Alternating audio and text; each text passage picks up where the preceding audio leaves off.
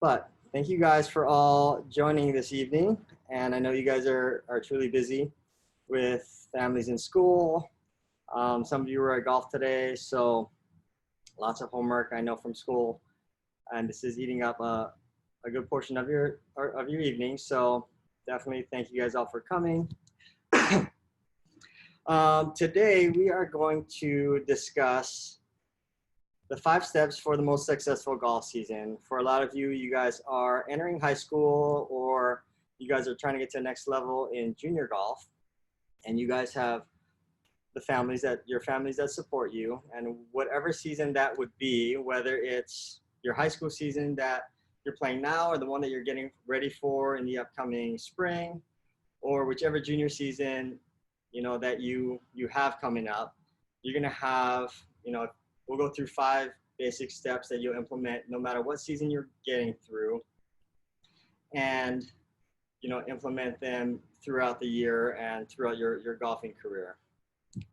So to get this straight off the board, the first thing that I want to get everybody kind of to understand is the number 1 step that most players, golfers, even highly experienced golfers don't get is they don't get clarity in what they want. So, and even, talking to the juniors this fall and through the summer and just asking the simple question, what is it that you want? And what do you want to get out of this season? Like, if you're stumbling to figure out the answer, then you're not very clear. So the first part of this, the first step would be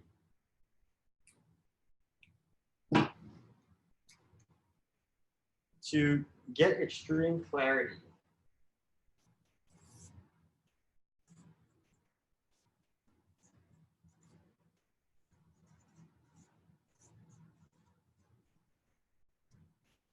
And we'll discuss this topic just for a few minutes here. So getting extreme clarity, as I talked about earlier, is if you're super clear on what you want, then there should be no hesitation whenever you get asked. That should be something like that's on everything that you do. If golf is something that if you really love golf and you want to get yourself to the next level in golf, for sure, you need to know exactly what it is that you want to get out of it. So the way I will break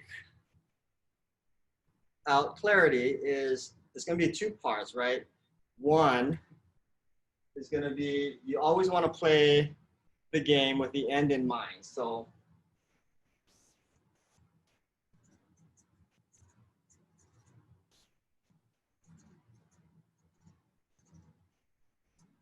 play with the end in mind, and what that means is think about the end of your golf career. So it doesn't matter how old you are, whether you're in 6th grade, 7th grade, or you're in high school, or ready to go to college, or even a college player.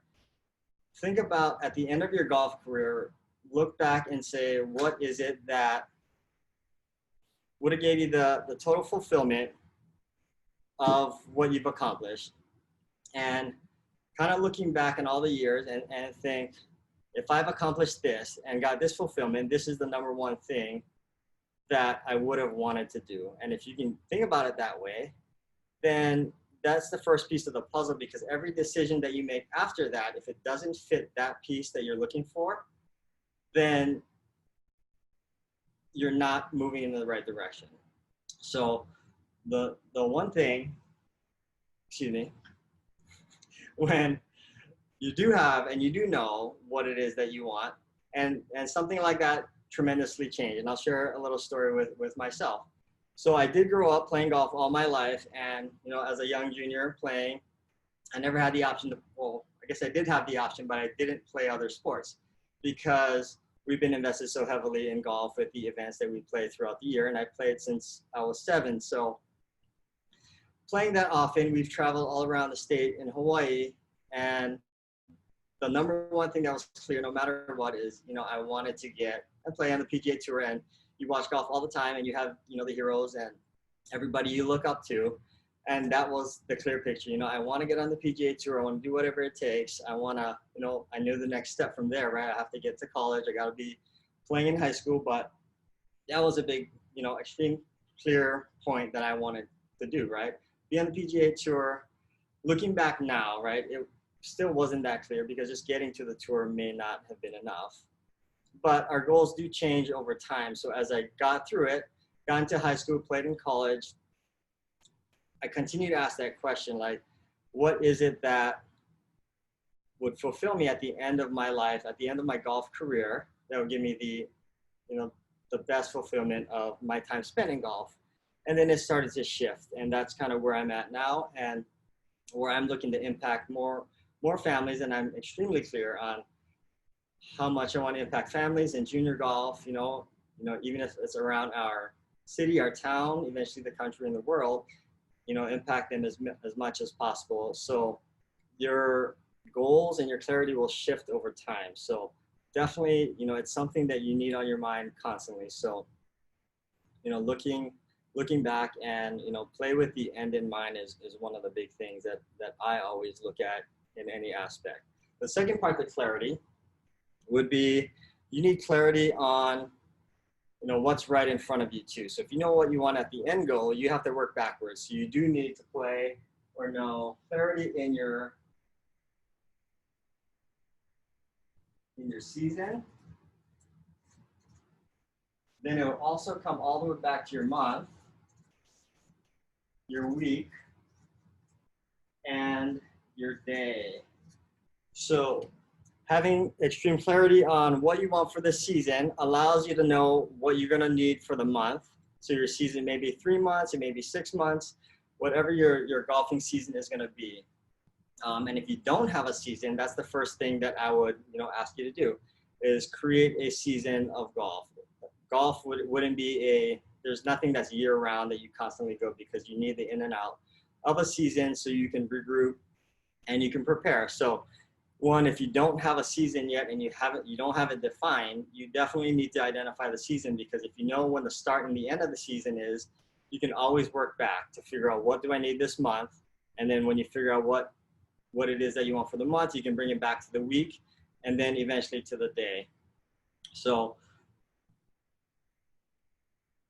if you can do that, then you're able to measure every component to see if you're moving further or closer towards, what you have as your end goal. So that's just a little bit of clarity that we're looking at.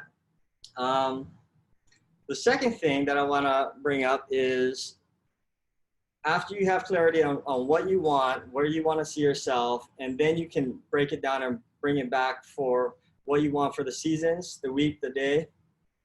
The second part is you want to be able to do select your events. So I'll just call it, your event.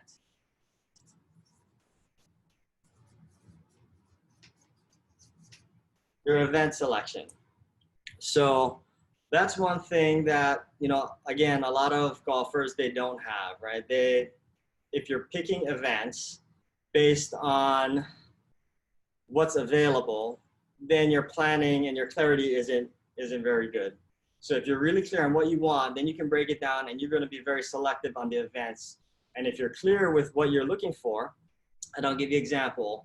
If you're looking for playing in high performance tournaments where you're getting yourself ready and want to play, let's say the junior golf season starts in the late spring and makes its way through the summer. So when you're playing, and that's where all the juniors are playing, the national events, the qualifiers, that's where all the college coaches are going to be looking at most of those events. So like the late spring through the summer is the ideal junior golf season of tournaments. So when you're looking at that and you want to play in college and you want to get to the next level, then you're going to be very selective in what events that you're going to be picking for those summer tournaments. On the other hand, if you're just looking for experience and you're playing golf and you need rounds in and you need rounds under competition, then you'll be clear on that and you're going to be looking for as many events, whether it's one-day events that you can stack week after week just to get rounds in under competition, where you are logging your score and playing with, your peers and the group that you want to be playing with and competing with. So it really depends on, your extreme clarity in number one. If you're clear there, then you're able to select your events. There's two type of events that you would look at, right? You would look at, well, actually the way we view it is there's a perfect event, and then there's your perfect fit event. So when selecting events, we always look at our dream events. And if we're looking at junior golf, we have our ideal pictures of looking into, if we're here in Southern California, we have the SCPGA and they have their junior tour. So everybody is always looking to what can I do to get into the Toyota Tour Cup, which is their flagship tournament that all the college coaches look at. So if you want to play in college, everybody tries to get into the Toyota Tour Cup events, and then you're trying to play as many of the tour before it to get in there and qualify. And depending on your ability, the Toyota Tour Cup would be your, would be a perfect event if you can get into it. But then you'd also have to look at where's my skill level at, where am I at now? And you're actually looking for your perfect fit event. So if you ask yourself that question, then you're able to see where am I at today and what event am I going to compete in. And your perfect fit event is always the event that's where you can compete the best and play your best golf. At the end of the day, even if you went out and you qualified for a PGA Tour tournament, you would still get tremendous experience playing it. But if you're not ready to compete at that level and you shoot a ton, you shoot 90 or 95 or 100 and get last place, the value you pull out of that event is almost zero. So finding the perfect fit event, we see too many juniors chasing the upper tier events when they're not quite ready. And, always look for the events. And your number one question is to find if it's a perfect fit is, am I able to compete in this event? And can I take that competition and that experience and push myself to the next level? Am I able to pull something out of it? And if you get too many negatives out of one event, it's very difficult to find yourself drawing in the positive effects of what happened. So always look for the perfect event, not the one that your dream event that you want to play for, and figure out how to get into the one that you compete and you actually have a chance to win, and start learning how to compete and contend in all of these events to then make your way into the next level. If you can't compete in it, then you shouldn't be playing it. And you would be very selective in that manner when you're picking events. And sometimes, you may be at a point that you're not even ready for the basic events that most places have. So then you would just be playing casually on the golf course, and those would be your events. You'd be setting your weekend rounds, and you'd be setting targets for scores that you want to hit. And as you get closer to them, you'll get more comfort, more rounds under your belt, and then start, entering into outside events to then, test what you have. If you can't do it in practice, then you really can't expect to do it in any kind of competition, no matter what anybody tells you about the experience that you're going to gain. So perfect. So after you've done your event selection, the third one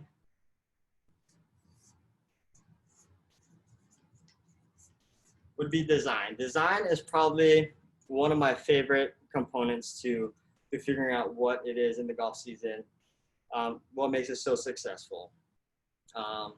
Design is how are you going to structure what you're going to do for this season and make the best, production and output come out of from when you start on day one and when you get out of whenever the last day of the season is.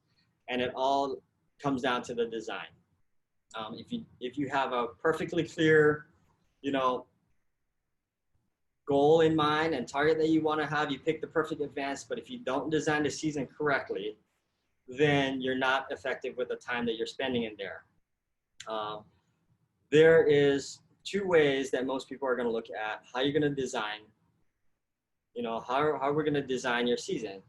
And the most common one is people pick tactical things that they want to talk about and they want to do. And what I mean by tactical is you look at the how-tos. So anytime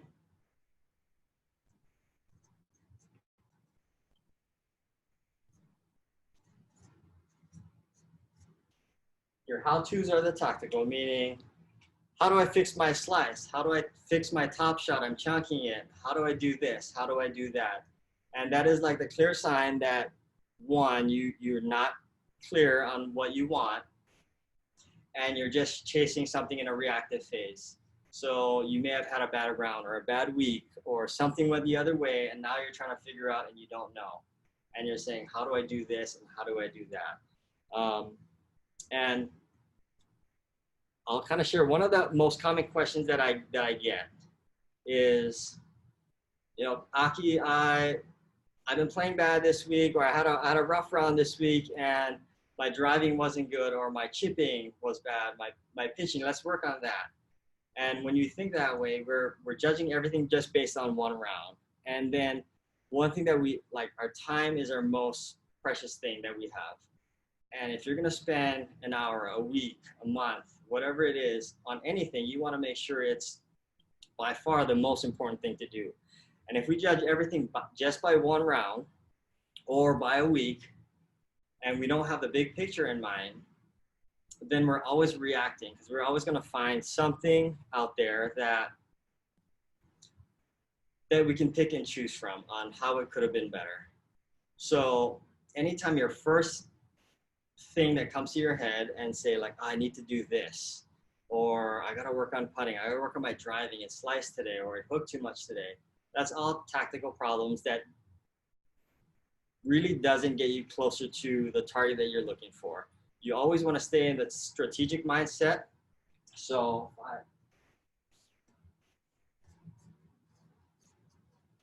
when you're in the strategic mindset, that means you're able to step back from the round that you just had and take a breather, take a break, and kind of clear everything and look at the big picture, right? We always have good rounds. We have, you know, average rounds, and we have below average rounds. And if we look at the end of the day, what is my big outcome that I need to get? And if you have the clarity where you planned out what your season is and what your end goal, what your season, what you need to accomplish in the month, then we never get bothered with these little tactical fixes that we always are chasing, because there's always going to be some kind of issue that we want resolved. So strategic is taking in just a big picture of, at the end of this month, I need, you know, my level of game to be here, right? If I'm shooting, let's say if I'm shooting 80 for 18 holes and I want to get myself to 75 at the end of the season in a competition, and I'm looking at the big picture. If I'm posting rounds now in 85, 86, 83, and it's going worse, and I'm being reactive, it's because I sliced it, or it's because I hooked a couple.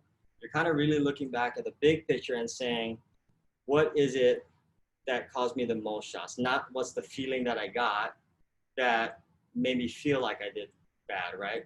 And that's where we get into, you know, some of the measuring and the metrics that you need to do in the design. So if you always think strategically, then you're always measuring very specific things, such as you'd measure your putting, right? If you're not measuring how many putts you're making from a specific distance, so measuring how many putts do I average from less than 10 feet? How many putts do I average from 10 to 20 feet? What's my average score when I'm 25 yards off of the green to hole out? What's my average score between 25 and 50 yards? These are very specific things that you can track on your scorecard and look at, because if you're looking at those, how many penalty shots am I getting in a round over the course of a month? Like, those are specific things that you can look at that don't tie specifically into the tactical issues. And that way you can come up with a clear plan and then invest your time and then come in and say, you know, this is how my round went. This is what I've been noticing. This is where my score's been going up. And whether it's with yourself or one of your coaches, they can help you break it down and tell you this is what's going to be the most effective thing for, you know, you going forward, and how to design the rest of your plan. So out of all the design that you do and out of your goals, one of the biggest things that you should all do to figure out how is my design working is being able to pull off any of your goals in 5 big moves. So we look at all of this.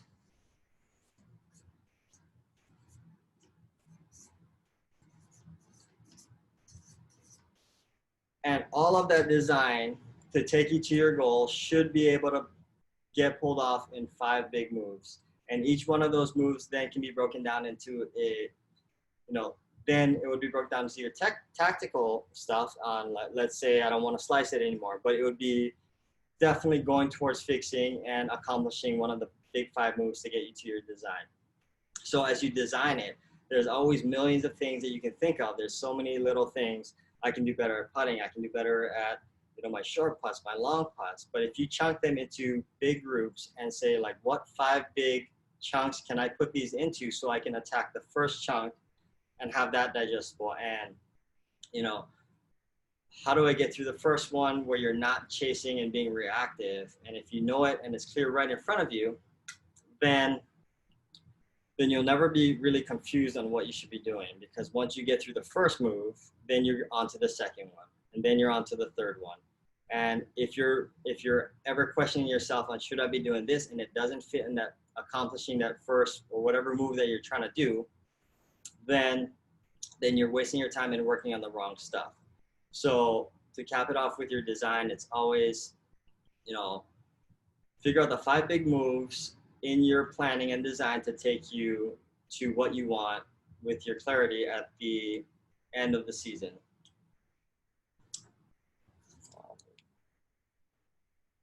Sorry, just adjusting the camera.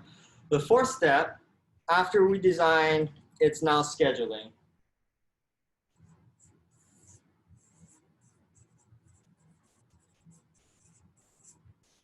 So scheduling, once you have everything in front of you, now it's time to put it on a calendar. And even for me, this is one thing that takes a lot of discipline on my part, is to stick to a schedule and to get yourself out of being so reactive on what you're going to be doing. So the simplest thing to do is always stick to a schedule, be very, very disciplined to what you need to do. So if you have the season planned out, you kind of design, what is it going to take, your 5 big moves. Now you're breaking it down into, what am I going to be doing and how much time do I realistically have to fit it in the lifestyle that I have, right? So most of the people, everybody in here is in school and you're really busy, and it's during the school year right now. Obviously, when we get into breaks with winter and summer, you have a little bit more free time, but even with that, you always have activities going on, and there's, golf is just a part of your life, right? So you have to fit it in the big picture, and you have to get it on your schedule. So scheduling is, you have to be very disciplined in creating a schedule and also sticking to it. The biggest question that, I always would ask is, who's in control of your schedule? Are you in control where it's very, very deliberate on, I'm practicing because of this, or is it, I'm practicing just because I felt like practicing today? So everything that you do should be planned. And if you're looking to get yourself to the next level, you can look at every single, high performer out there, whether in any sport, team, their schedule is crazy, right? But it's filtered down to the minute for a lot of these guys, right? I'm not asking you guys to be that, disciplined in your schedule, but you have to have a framework of knowing, when you're going to practice, how much time do you have for the week. And that kind of goes down into, your clarity. You're looking at what you want for the season. You are figuring out what you want for the month, and you're kind of looking ahead. What do you have coming up? And when you break it down for the week, you know exactly what most of you are going to be doing for the exact week. So if you're able to fit, three practices worth of 5 to 7 hours in 3 days a week in practice, all right, that should be on the schedule and putting it in a very specific place that you're committing to all the time.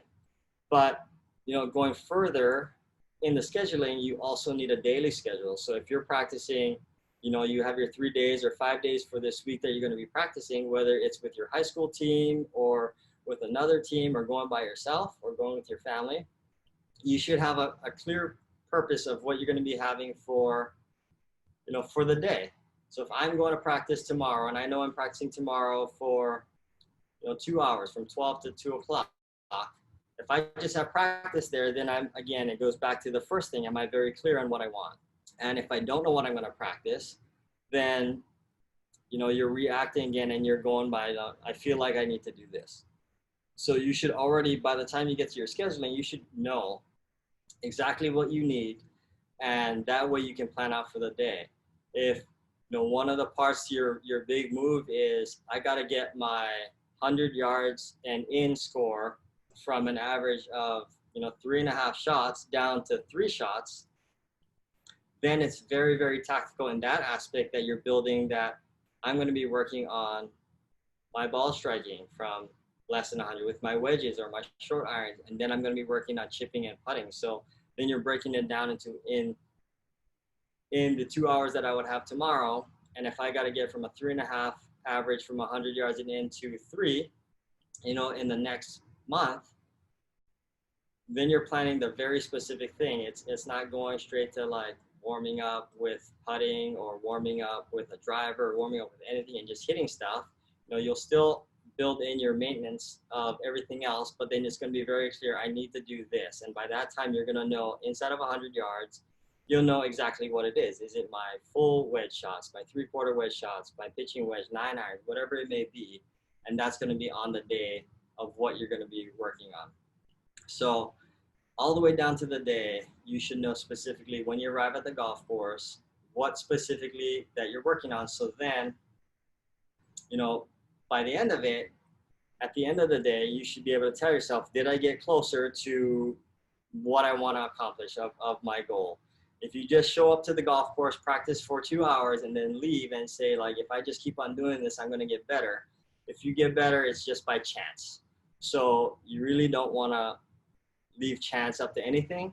What you're really looking to do is design yourself to become better, right? If you can leave yourself every day knowing that, did I get closer to, my goal at the end of the season or my goal at the end of my golf career? Am I moving closer every day? And if you can answer that question, yes, I got closer.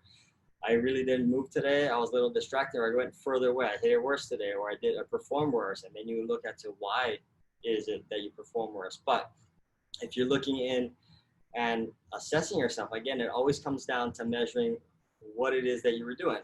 So if you're able to measure and leave the day saying, yes, I was very productive, I focused on this, I was able to hit and pull value out of it, that gets you closer. That's what you need every single time you step out there to practice. And if you don't, then you'll fall into, the category of just players that spend time playing golf, and, over the course of time, eventually you'll get better, but it's definitely not by design. So you being here, you definitely are looking towards, taking your game to the next level. And, a lot of this stuff may be difficult for some of you, but it's the stuff that you just have to do, right? They don't come easy. Even even after you do it for a long time, they still become difficult because they're very deliberate in what you're doing, right? You'll fit in, and even in your design, if you want to have fun, you're fitting in days that you're just having fun. So it's not always go, go, go and being super strict and, I got to train like a tour pro. You guys are still in high school and middle school. So you guys have to live your lives and have the lifestyle and just fit that in there. But you have to, create moments and segments of, this is what I need to take myself to the next level. So definitely, if you're not having any schedule, you should definitely create a schedule and, plan out your season and know what you're doing, every day you go out there and what you need to be done. The last part that I do want to talk about in the 5 steps would be our energy level. So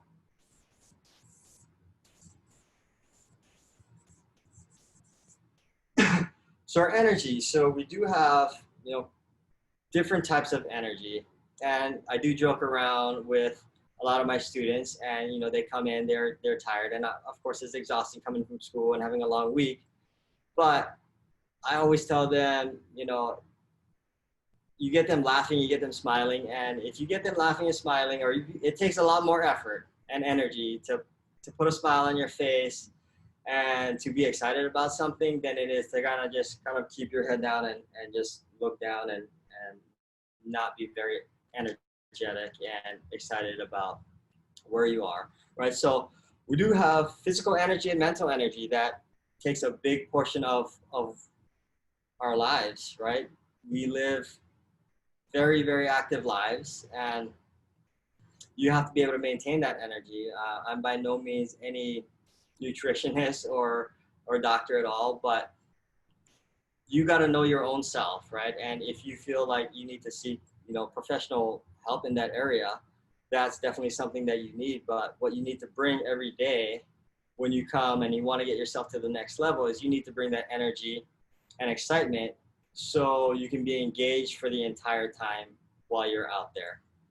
And a lot of it is just your mindset and limitations. Like if you know you're exhausted and you can't do it and it's going to be distracting, right? You have two questions. Am I going to push through it, and can I push through it and create the energy? Because eventually you're going to hit moments when you're playing in advance and you are exhausted. If you're ever playing in college, you're walking for the boys, it's 36 holes. First day, 18 the next day. The girls are playing 2 to 3 rounds over a course of 2 to 3 days, 18 whole days. But coming off of the school, you're traveling, you're sleeping late at times. So sometimes you just got to be able to push through it. And you'll know your limits to know, like, is today the day that I should actually push through and get myself excited, do jumping jacks, jump up and down, do something to get yourself moving? Or you may say, today is the day that I need to relax. My body needs to recover. I've been going hard at school. I've been going hard with, my family and other activities every single day, and I need to recover. And, listen to what your body tells you, because your body, what you tell yourself, what your body gives you is going to be the ultimate thing. If you can bring the energy up when you're playing and get excited about practicing or playing or whatever it is, then it's just not going to be a productive day. So, look at what it takes to get your energy up. Your physical energy. Nowadays, you see a lot of people and golfers are getting into, the fitness training. They're just trying to find the competitive edge. Me, myself, I'm not really into the fitness stuff just because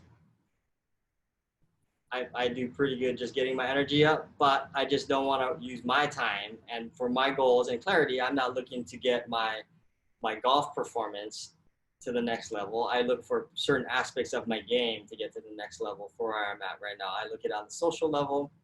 I enjoy playing. I'm always trying to get better, but me getting stronger as far as a rigorous, training plan, that's just not for me in this moment. It doesn't match up with, my goals of what I'm looking for. And when it comes down to what would I rather do, spend, 2 to 5 hours a week with a trainer to work out to get myself to this level, or spend that same time, working on an aspect of skills training in my game, or taking that time and, relaxing and spending it with my family. And so it all has to fit in the big picture. And as you get into the mental energy, right, it's just your mindset to know that can you push through and know your limitations. And a lot of it comes from just how you talk to yourself. One of the biggest things that I see with a lot of, our players that come across here is, when they're playing, it's always so easy to find, what went wrong and around. And that's just a condition that we build into ourselves, right? We can shoot a really good round, but the first thing that comes together, like if for the first time that I ever shot even par for 18 holes, I even remember, catching myself growing up as a junior golfer. It's very clear, when I actually not even par, when I finally broke par for the first time from, the far tees in high school. Instead of being so excited, right, the first thing I was like, oh my gosh, I shot 66 that day. And the first thing that I thought, I blew my lowest score by, 5 shots.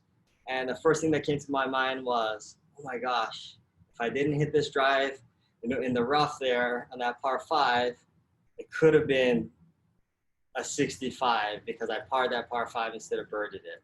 Instead of looking at, and so now, we've been conditioned so much to pull all the negatives, even when, the great things and the great accomplishments, that we've done.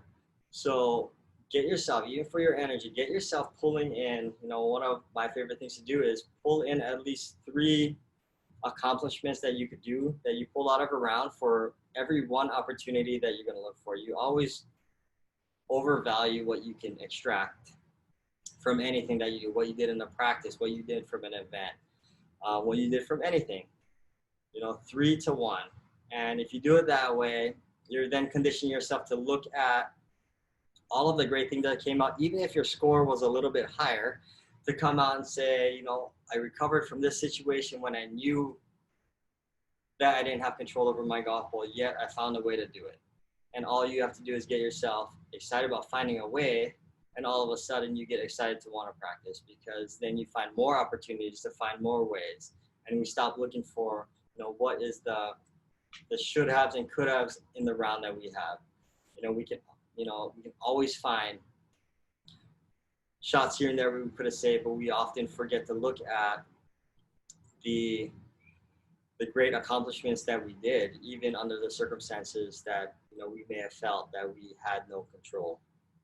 So, these are the 5 for me, to educate you guys on the 5 most important steps to getting a successful golf season. It's, find the clarity in the season that you want, or the clarity at the end, and then you break it down to what you want at the season. And you should be very, very clear on what you want.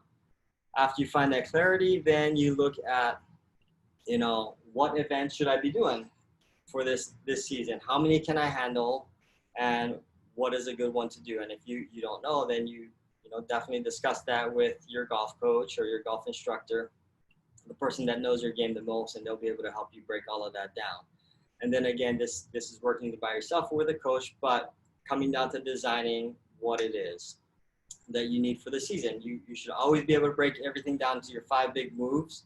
So I challenge everybody to figure out, what are your 5 big moves to get you to where you need to be in this big project or big goal that you want to accomplish at the end of the season. All right, list that down. So then you can start designing your schedule and doing it, what do you need to do, or what do you have to have done by the end of the season, by the end of the month. Then you start planning your week, and then you design your day. And then, then finally it's energy. If you have the best clarity, the best event selection, the best design, the best scheduling, and you have everything mapped out in front of you, and you just bring like low energy and no effort, and you're kind of just down like this, walking to the golf course and say, I'm going to go do it again. And I'm going to do my best. Right. As opposed to like, today's the day that I'm going to, make everything change. Today's the day I'm going to, move the needle to get me one step closer, even if it's a small step, get me one step closer to where I want to get to, and make today a success. And if today doesn't get me closer, I do want to know why it is, because I want to find out what is it that, stands in the way when I don't get closer, and eliminate those little habits that come in. So definitely challenge everybody to do that. If you guys do have any questions, please chat them in there, and I'll answer as many as I can. In the meantime, I do have a couple questions that I just wanted to share with you guys based on students and families I come across, and address these in the meantime. So, one of the biggest ones is, every question I get, you can fit in this little puzzle that we just designed right here. So one of the big ones is, how often should I or my child be practicing? And again, it all depends. There's no perfect remedy on how much they should be practicing. The amount of practice should be designed around, the first question here, their clarity and their goal. What is it that they want to accomplish, right? If you're finding a player that is just getting engaged and want to get excited and looking for a sport to socialize and grow and develop in, you're definitely not going to create a plan that's going to be 5 days a week that is going to be doing it for 2 to 3 hours or 1 to 2 hours every single day for 5 days, right? But if you're getting a player that is looking to get yourself to the next level and is already competing and wants to compete at the next level, be the number 1 on their high school team, get to the next level of their tournament circuit that they're getting to, then definitely you're gonna create a more rigorous program that's gonna be longer days and or more frequency stuff that you can fit at home, as well as the golf course. So the amount of practice just depends on what your end goal is and what you're looking to get out of it. And then with that, you kind of still go down and pick the advance. In that case, if you're a beginner just getting in, you're going to be designing events that you're just playing socially on the weekends with your family or with a group of peers. You'll design the same thing. You still put in the schedule and you'll still bring the energy. So all of that stuff still goes into that exact same process there. Another one that I always come across is, why I've been playing it for this long and why are my scores not getting any lower, right? That's like that's one that comes up probably everywhere, and my best answer to that excuse me, is going to be, it comes down to your design and your schedule and your energy, right? It comes down to these last three. If your scores aren't getting better, right, actually comes out to all five, because if you know where you need to be, you're measuring it in step one, figuring out what are the specific things that I'm measuring, because if you're not measuring, then you won't really know if your scores are going down. You're just spending time. Scores don't go down because I spend more time. Scores go down because I spend more deliberate time and I take the effort to measure where it is that I'm at today and where do I need to be, right? And then it's designing, like, what's my 5 big moves, because if I'm still on move number 1 and I haven't moved in one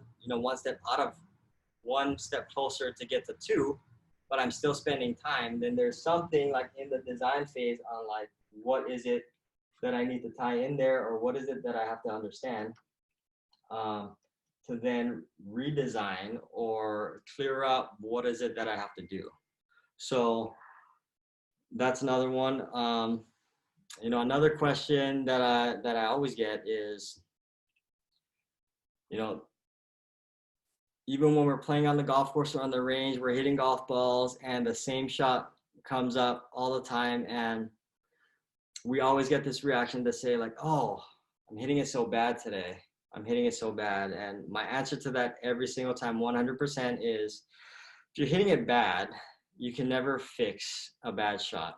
You can never fix a bad mood. You can't fix anything bad because it's just so broad and there's just too many things around bad. And so when you find yourself, just hitting shots that aren't aligned with what you picture, right? That's totally frustrating. And, I've been there, Coach Seiko's been there, we've all been there. And we've even been, where you guys are, or where some of, everybody's at, where, oh, I'm just hitting it so bad. Excuse me, I had a bad round today. So we've all been there, and that, comes directly from, our clarity.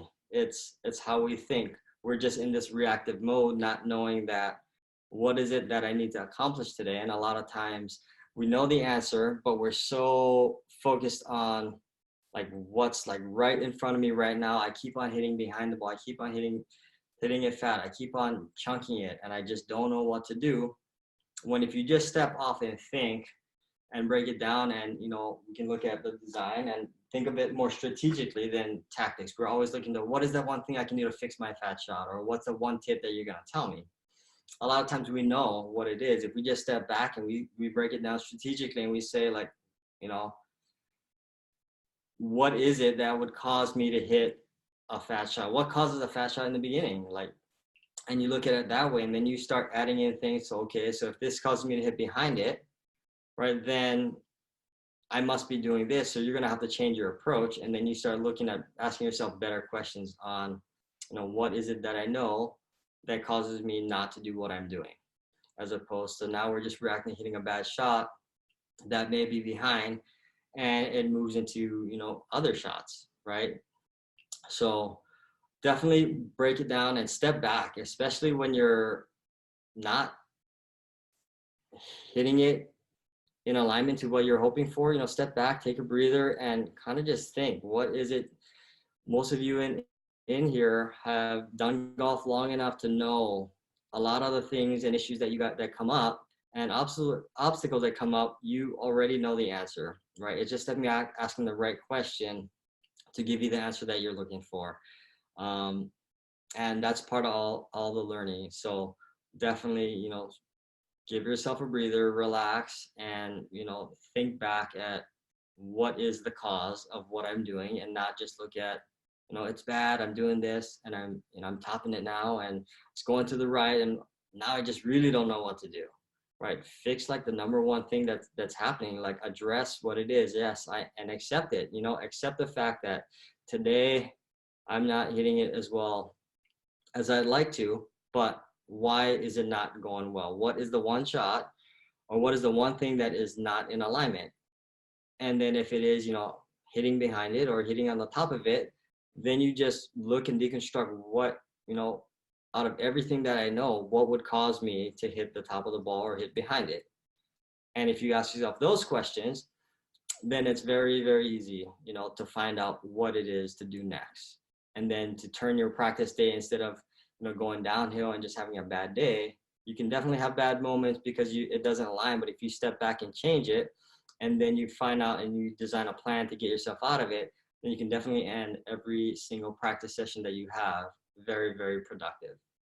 So that would be on that one. And finally, I would want to leave you guys all with one thing. I created a little form for you guys all to help you out with, your clarity and your training that you guys can fill out. So I will get that to you guys in the next couple days once I get it on here, that you guys can go on and download it. But it's getting yourself clear on all of these questions that we asked here, but also, there will be a scorecard that tells you, how was your day today, where you can actually look at it and have a calendar in front of you, your, Monday through Friday practice, and you'll put in, if you're not doing anything like this now, this is definitely something that you need to add into your practice and be able to measure where you're at every single day. So daily, you should be measuring like what it is that you need to accomplish for the day of your practice. And if you spent an hour to 2 hours, whatever you design to do it, at the end of that practice, you should always have a reflection time, whether it's 5 minutes, 10 minutes in there, to then look at like, how clear was my practice design?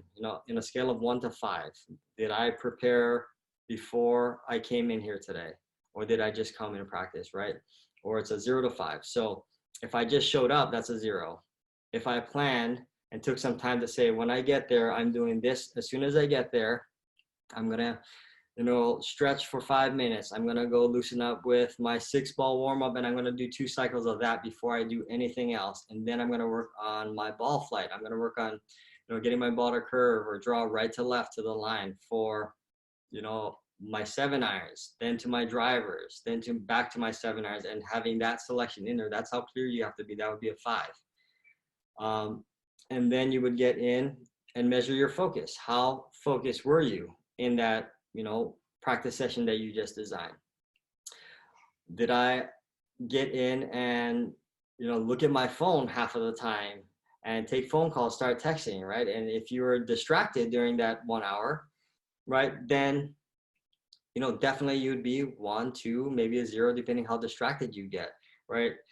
So you would have to measure your focus. If you are one of those that like to check your phones, we're in this age of technology. I couldn't live without my phone. I'm on my phone all the time, but there's specific windows that I do look at my phone. So I design those times in there. So if I'm practicing or if I'm at the golf course in a session, sometimes I leave it on by accident, but I turn it off every single time, where it doesn't ring and it won't even vibrate. And that's by design, because I want to be 100% engaged while I'm in there. And I will definitely challenge you guys to do the same, right? If you like and you just cannot stand and you have to use your phone, build in windows of practice time that you are actually using your phone after the first 20 minutes. And if it's going to be distracting where you're thinking about your phone, build in like a 5-minute or 10-minute window that you go check your texts and go post your pictures or whatever it is that you do on your phone that, gets you to get your intake of what you need, right? If you're one of those that like to go and take walks and just get overly exhausted, right? Know your obstacles before you enter. And if you know what distracts you already, write those obstacles down and look and plan to, avoid them or plan to, accept what's going to happen. If you're one of those that have to leave all the time and go use the restroom or take a break or just walk around and just can't stay still for, 10 minutes, then put in every 5 minutes in your design. I'm going to go put my club down, take a little walk and clear up my head and then return, right? And then you become, as productive as possible, which leads into the next one. At the end of your session, you should always be asking yourself, how productive was I, right? I have my intention from my clarity. How much of that did I get through at the end of my practice session for today? If I just hit balls or putt and, really didn't get anything and I felt good, but I really don't know what I did. If you're asking yourself the question, like, I really don't know what happened, but I should be getting better, that's definitely a 0 in productivity. But if you get yourself, yes, I really understood, I may not have hit it well today, but I understand what happened. And I captured these really great moments that, I can move on to tomorrow's session or in next week's session, whichever it was, and you can think about it. And, or if it was a really great session, you would put that in there, right? You would label like a 0 to 5, how productive was my session today, right? And so you would measure, everything like that. And then you would just accumulate the totals, right? If you want to know, am I getting better each day, you would just look at the clarity, the focus, and the productivity assessment that you give after every session. And if you're honest, you can see if you're scoring a certain level and a certain percentage out of all of them, right? And it's going down every week, that you're moving further away from where you want to get to. But if you're getting that to go up and you're keeping it at a high percentage, then you definitely know you're moving in the right way, because you're spending your time and you're learning and gaining experience from the time that you're spending. And then you always, like, for each day, you leave a space for your comments. What went well? What do you have questions on? What do you need to work on? And so you constantly can reflect back and say, like, what are the patterns that I see? Like, what obstacles am I tackling along the way that I got through? Because you always want to look at that, because the more obstacles you can get through, the better your golf game is going to get, right? How many things did I get stuck on, right? Those will be the comments that you would write in there. I got stuck on this. And if you see the same thing that you get stuck on every single, day or week, then that's something you definitely need to address. So I do have a question. So definitely on that scorecard, you want to be able to track that. Annie here had asked, does energy and attitude affect score? So I would say it doesn't directly affect score, because you can shoot scores with a low energy and attitude, but over the long term, in the long term, it does 100% affect your score. So it wouldn't affect your daily score, but if you have, low energy and like a limiting mindset attitude where you're kind of only thinking one way, as opposed to like a growth mindset where you're always looking at opportunities from the challenges that come up, and you look at it and, I always tell everybody, look at it as a game, right? No matter how you hit the ball, if you look at it in terms of, well, I sliced it in the trees behind this tree, what can I do, or what, how cool will it be, or what kind of thing can I do to get myself out of here and still recover, right? And play these games all the time, so you're not saying like, oh my God, here's another bad one, or here's another one that went right. It's like, play games and gamify everything to get yourself going. But, to answer your question, energy doesn't, you know, in my opinion, you can still shoot pretty good rounds here and there, but over the long term, over the course of your season, over the course of your entire like golf career, it affects it 100%. So it affects the big picture of where you're going to score. So, you know, if you want to bring your scoring average down to, you know, under, let's say in the 30s from where you might be, or I think one of your goals was to get yourself to shoot to average 40 from the, you know, the 4 tees at your course, which is probably about 2,500 yards for 9 holes, 23 to 2,500 yards for 9 holes, and you're getting, you know, above that. I would say to move your entire average down, your energy and attitude affects it 100%, and you would never get there just on that alone. But you probably may find moments as you build your skill and get better in certain skills that you'll shoot scores that would be in like the 40 range, 39, 38s. But to move that big number and the whole bulk of your score downwards, then, you know, your energy and attitude affects it in that way. And it does affect your whole preparation. So again, like if you have like low energy, limiting mindset, then it makes all of this stuff less effective, right? If you have high energy, you bring like this big growth mindset, then you escalate everything that you have here. So if you have everything good here, and you can just imagine, like if you plan everything over here, you definitely will bring your scores and your season will, you know, be as successful as possible. But if your energy is down, and let's say you only have 50% of your mindset and your energy of what it could be, right? You can kind of just use the energy as like the magnifier of everything else. And if you think of it that way, you know, great energy will intensify all of this. And if you have low energy and, you know, limiting mindset, then it would just give you like a piece of what you could get. So yes, you could definitely bring it down, but with better attitude and energy, you know, it magnifies the intensity of all of this and will get you to a whole nother level just by that alone.